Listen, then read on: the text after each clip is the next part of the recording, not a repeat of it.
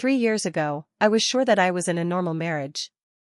We had a house, a little son, our weekly traditions, pizza on Fridays, walks in the park on Sundays. I thought, this is it, a stable life. And today I was standing in the middle of a restaurant, looking into the dark eyes of a little girl. Eyes that I recognized immediately, because they were the same as my husband's. And the scariest thing was, I didn't even know she existed. My name is Clara. And it all started 3 months ago. I went to the pharmacy to pick up antibiotics for our son. The cashier smiled, looked at the prescription, and said, "Oh, are you David's wife? He's often here with his daughter." My legs instantly turned to jelly. "With whom?" I asked, although my voice sounded foreign. "With his daughter. He came in last week because the girl had a fever." I took the bag, nodded, and left. Inside, everything seemed to have curled up into a tight ball. I wanted to punch the wall and scream, but instead I came home, smiled, made dinner, helped my son with his homework, and kissed David goodnight. From that evening on, I lived in 2 worlds. In the first, we were a family. In the second, I already knew that something had been broken forever. I didn't say a word to him.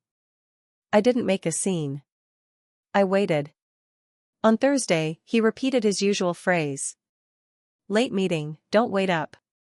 This time I took the car keys and followed him. I kept my distance, gripping the steering wheel so tightly that my fingers went numb. He stopped at a small blue house on the other side of town.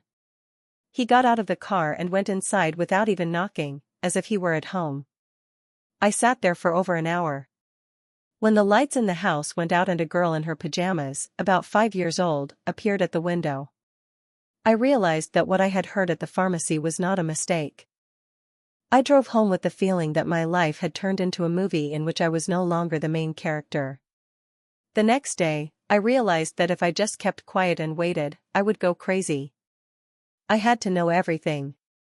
Better the bitter truth than this lingering uncertainty. I found a private investigator. Her name was Harper. Her voice was even and cold, and that gave me a strange sense of security. "Are you sure you want to know?" she asked at our first meeting. I paused and replied, "If I miss even one detail, I'll never forgive myself. I want everything." We agreed, and she got to work. The first week was hell. I tried to live as usual, work, lessons with Lucas, dinner with David. He talked about late meetings and clients, and I nodded and thought, soon you'll get a mirror, David. A mirror that will show all your shit. 7 days later, Harper brought me a folder. She put it on the table, and my heart was pounding so hard I could barely breathe. Inside were photographs. David getting out of a car with a bag in his hands. David entering a blue house. In another photo, a woman with dark curls opens the door. She smiles. Next to her is a little girl holding his hand and laughing. I gasped. I flipped through the photos one by one, as if looking for a hint that this was a coincidence. "Her name is Vanessa," Harper said. "She works as a nurse at a nearby clinic. Your husband's signature is on the lease for the house. He's not the owner, but he's the guarantor." I was silent. I looked at the photos as if they were going to speak and say, "This is a mistake." But they were silent, and so was I. Next were copies of bank statements. Small monthly transfers to her name. Notes, school, doctor, birthday. My fingers were shaking. He was spending our money. The money I earned while working 2 jobs while he was building his career. I closed the folder and looked up at Harper. "Go on," I said. "I need every detail. Every one." That evening, I watched David sit at the table and tell Lucas some funny story from work. My son laughed until he shook, filled with genuine childish laughter. And I looked at them and thought, "You're an actor. And your show is about to end." When you have evidence in your hands, your husband's laughter at the table sounds different. It's no longer cheerful, but fake, like the sound of a plastic toy. I watched him twirl his fork in his plate, wink at Lucas, and thought only one thing: there's a liar sitting next to me.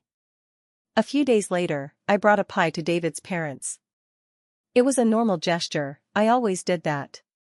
My mother-in-law put the pie on the table, adjusted her apron, and said, "How's Lucas? He's so grown up." "And she hesitated, swallowed the word, "your girl is growing up fast too." It pierced me like ice water spilled down my collar. "My what?" I looked her straight in the eye. "Oh, I misspoke," she turned sharply to the cupboard. "I meant, your child." At that moment, my father-in-law entered the room. He heard a snippet of the conversation and quickly added, "Clara, don't listen to gossip. David is a grown man, he'll figure it out himself." They didn't even try to ask, "What are you talking about?" They already knew. Or at least they guessed. I left their house feeling like I had been smeared with mud, and they had turned away so as not to see me. That same evening, as I was putting Lucas to bed, he suddenly asked, "Mom, Dad was laughing on the phone today and saying something about Vanessa." Then he told me it was an investor. Did I hear that right? I squeezed his little hand. "That's right, sweetheart. You heard correctly." Then why did he say something else? His eyes were wide open, with that childlike trust that is so easy to break. I could only smile and stroke his hair. "Go to sleep, sweetie. Everything will be fine tomorrow." And I thought to myself, David, you even make a child doubt his own ears. During the day, I tried to work, answer calls, but I caught myself looking out the window and seeing that blue house. I imagined him sitting there at the table reading a story to another child. The same story he once read to my son. I started keeping records. Not just notes, almost a diary of the investigation. Day 1. I'm waiting. Day 2. The emptiness is worse than the truth. I recorded everything, transactions, dates of his business trips, my own suspicions. It helped me keep a cool head. And the longer I wrote, the clearer it became, a simple confrontation within the four walls of our home would not be enough. He had to feel what I was feeling, shock, humiliation, helplessness. A plan began to form in my head. The idea came unexpectedly. I watched David tie his tie in front of the mirror in the morning, muttering something about partners and meetings with investors. And suddenly it flashed through my mind, you like to put on a show? Fine. I'll make sure the curtain falls in front of everyone. I didn't rush. One careless step, and he would deny everything and make me look crazy. I had already seen how easily he lied and how convincingly. Therefore, the exposure had to be public, without any chance of escape or distortion.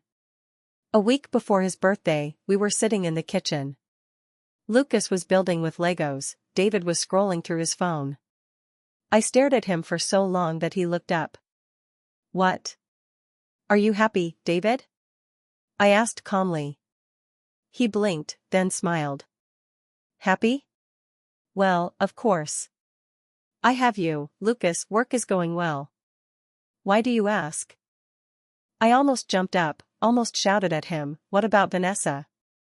What about your daughter in her pajamas? Are they part of this happiness too?" But I stopped myself. I smiled. "I just wanted to hear it from you." He shrugged and went back to his phone. And I gripped the edge of the table so hard that my knuckles turned white. The next day, I went to the restaurant. I reserved a room and told the manager. It has to be festive. Balloons, a banner, a microphone for toasts. At home, I made a guest list, his parents, his brother and his wife, colleagues, friends. All those to whom he had played the role of the model family man 4 years. And then I did the most important thing. I created a new number and wrote a message to Vanessa. "Hi, this is Anna, David's assistant. It's his birthday on Friday. He wants to surprise you and invite you and Sophie. It's finally time to get everyone together. It starts at 7 p.m. Just keep it a secret." I waited for her to read it. My heart was pounding as if I had been caught in the act. 20 minutes later, it showed read. An hour later, a reply. Okay. We'll be there. Unexpected, but nice. I smiled. Inside, I felt cold but determined. The show was about to begin. I prepared a separate envelope. It contained copies of bank statements, the lease agreement, photos of the house, and screenshots of correspondence. On the envelope, I wrote, "For the family." When I sealed it, I felt that I was sealing not just papers, but a whole piece of my life. A few days before the holiday, David suddenly became very gentle. It was as if he had switched to a different mode. He brought me coffee in bed and asked, "Are you happy, Clara? We live well, don't we?" I nodded and smiled. Inside, I wanted to scream, "You ask me about happiness when you're tearing our family apart." On Tuesday, he unexpectedly came home early and suggested, "Maybe we could watch a TV series tonight? We haven't done that in a long time." We sat on the sofa while Lucas slept in his room. He hugged me and rested his head on my shoulder. My body recoiled in disgust. Not from David himself, but from the fact that now I knew whose touch he was bringing home. I noticed that he was becoming restless. It was as if his intuition was telling him that something was wrong. But logic reassured him, I hadn't said a word or made a scene. Sometimes he would stare at me longer than usual. "You seem different," he would mutter. "Mysterious." I just smiled. "It's probably just my age, David." Inside, I was counting down the hours. The day before the evening, I stopped by to check on the hall. The walls were decorated with blue and gold balls, the colors of his favorite baseball team. Photos changed on the screen, David as a child, our honeymoon, Lucas's first steps. And a few more strangers, Vanessa and a girl I found in the public domain. I looked at the screen and felt that this was not just preparation for the holiday. It was a scene where his perfect image would crumble. At home, he suddenly gave me flowers.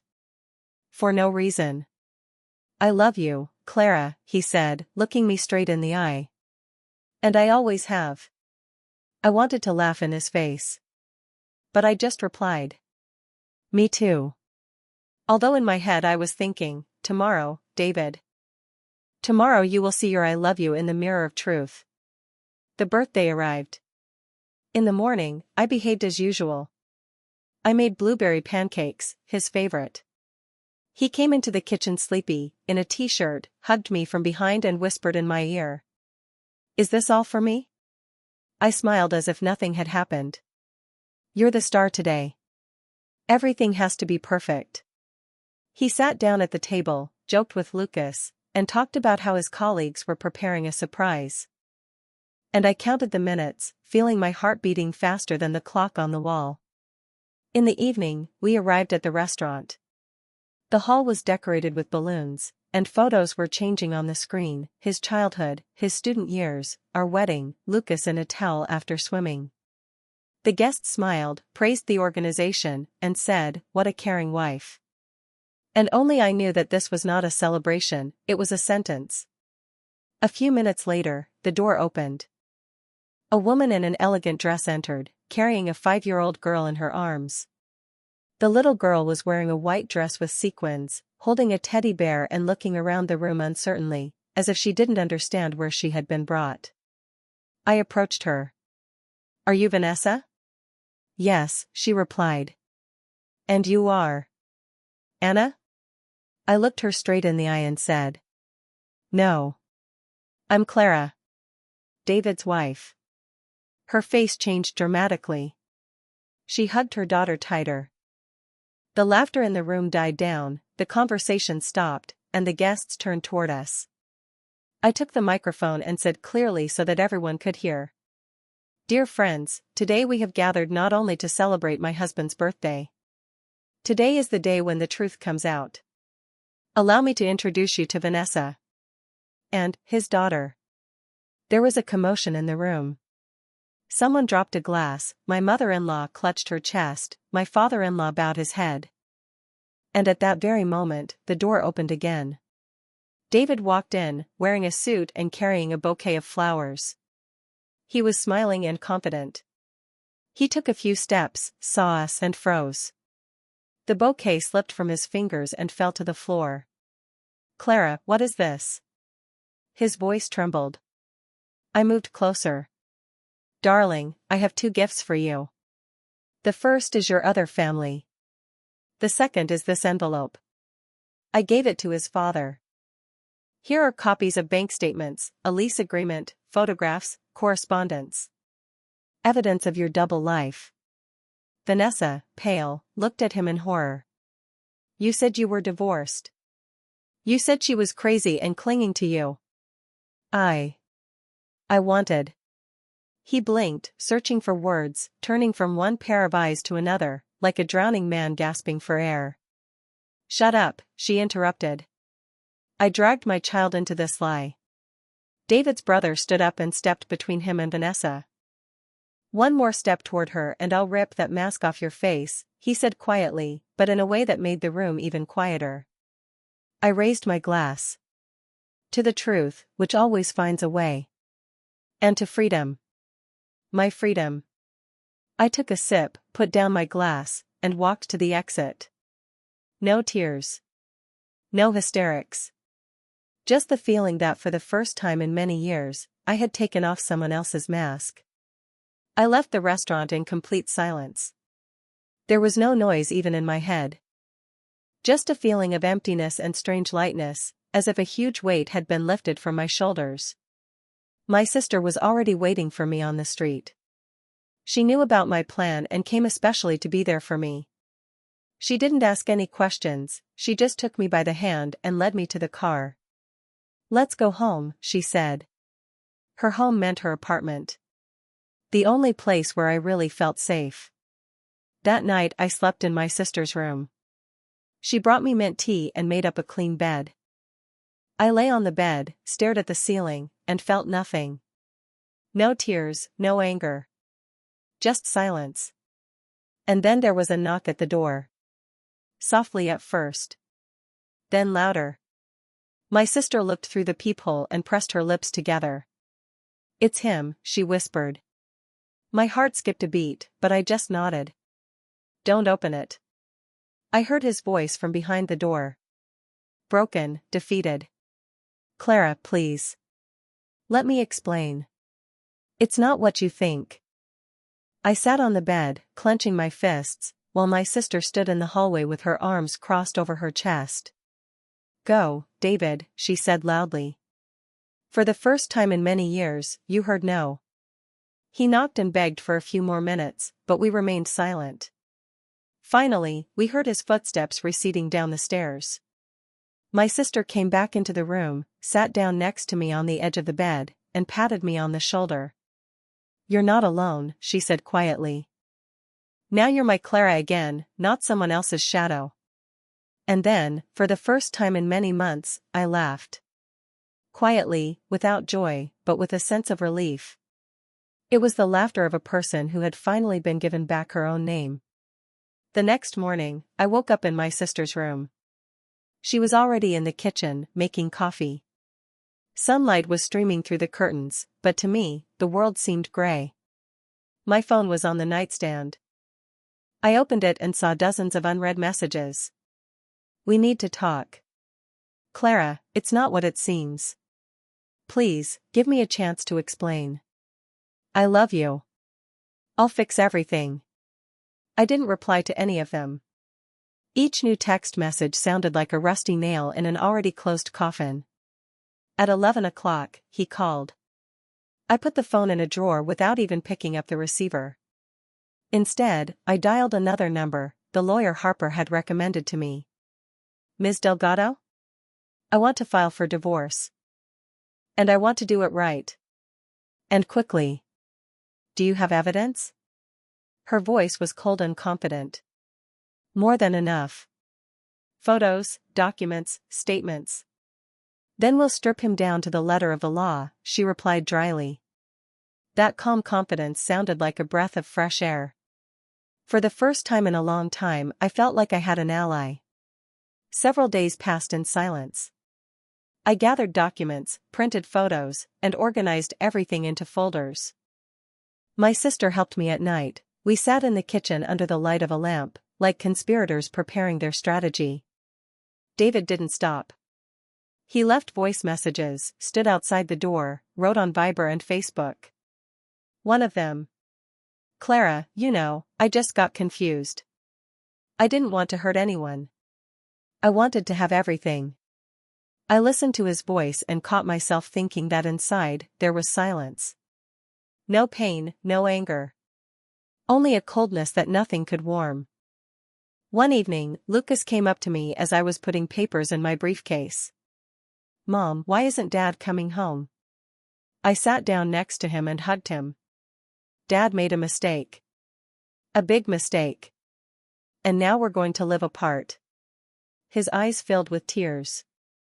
"Is it because of me?" "No, sweetheart," I hugged him tighter. "It's because of him. He made a choice. But you have nothing to do with it." He was silent for a long time, then whispered. "Will you stay with me forever?"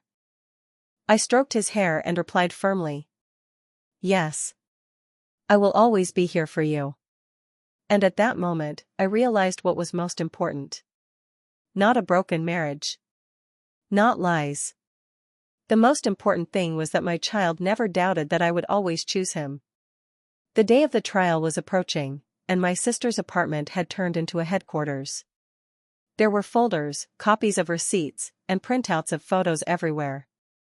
I sat up at night poring over the documents, as if putting together a puzzle in which every piece had to fall into place. Meanwhile, David changed his tactics. His messages became shorter. "Let's settle this without going to court. You don't want to traumatize Lucas, do you? We're both to blame. Let's not ruin everything." I read this and understood, he still believed he could twist the story. That he could shift some of the blame onto me. My lawyer, Ms. Delgado, laid everything out clearly. "He'll file a counterclaim. He'll say that you're both responsible. He'll say that he wanted to save the marriage. But we have the documents. We have the wire transfers. And we have the trump card, Vanessa's testimony." I was silent, just nodding. It wasn't just about money or the house. It was about my dignity. Finally, the day arrived. The courtroom was cool, smelling of old wood and paper. I sat next to my lawyer, clasping my hands in my lap. Across from me was David. He looked exhausted, but he tried to smile as if everything was under control. The judge began the hearing. David's lawyer talked about a difficult period in the marriage, misunderstandings, and mutual responsibility. He tried to present the betrayal as a minor, almost mundane issue. Then Vanessa spoke. She sat upright, her face pale, but her voice firm. "I didn't know he was married. He said he had been divorced for a long time and that his ex couldn't let him go. If I had known, I would never have let him into my home. He deceived me and my daughter." Silence fell over the courtroom. Even David's lawyer didn't dare interrupt. The judge looked at the folder with the evidence, bank statements, lease agreements, photographs. She leafed through the documents for a long time, then looked up and said, "Mr. Miller, you didn't just betray your wife morally. You fraudulently used joint funds, you led a double life, deceiving two families at the same time. This is serious." David lowered his eyes. His smile disappeared, his hands clenched into fists. He looked as if the whole courtroom was seeing his true face for the first time. My heart was pounding when the decision was announced. The house will be transferred to Mrs. Clara. Custody of the son will be granted exclusively to the mother. Alimony and compensation will be determined based on income. I sat motionless, but inside something finally let go. It was as if the burden I had been carrying for months had fallen to the ground. After the hearing, David tried to approach me. "Clara. I didn't mean it that way. I got confused. I just wanted everything." I looked him straight in the eye and replied quietly but firmly. "Everything is not about people. It's about things. And I'm not a thing." And I left. His voice remained behind me, but it no longer mattered. After the trial, life began to return to normal, albeit slowly. The house, which now officially belonged to me, retained the smell of someone else's presence for a long time. I opened the windows wide, washed the floors until they shone, but the hardest thing was not to wipe away the traces on the kitchen table where he used to sit, but to remove the feeling of betrayal from the walls. I moved my things from my sister's apartment. She helped me and laughed to lighten the mood. "Now this is your place, your home," she said, wiping the sweat from her forehead. "And no man will ever dictate the rules here again."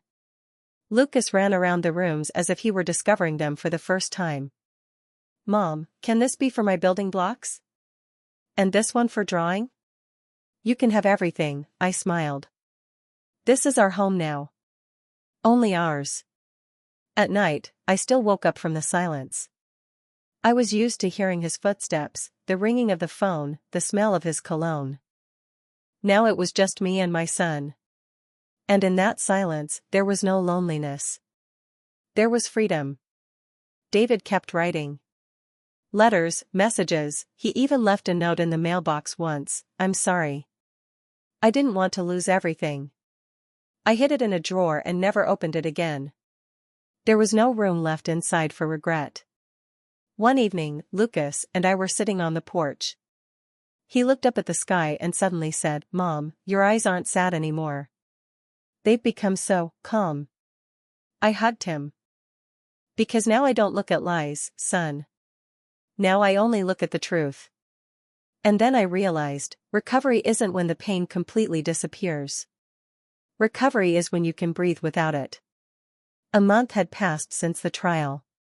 Lucas and I went on a little trip, no plan, just a car, no one else's rules. On the way, we listened to old songs, stopped at roadside cafes, laughed at silly signs. He fell asleep on the side of the road, hugging his teddy bear. I got out of the car, took a deep breath, and realized that for the first time in many years, I was breathing on my own. Not for someone else. Not alongside lies. When Lucas woke up, he looked at me seriously and said, "Mom, you've changed. You seem lighter." I smiled and replied, "Because now I no longer live in someone else's lies. I don't know what tomorrow will bring. But I know one thing, I will never again allow anyone to take the truth away from me." Betrayal did not break me. It only showed me how much fire I still had inside me to fight. I am not a victim. I am free.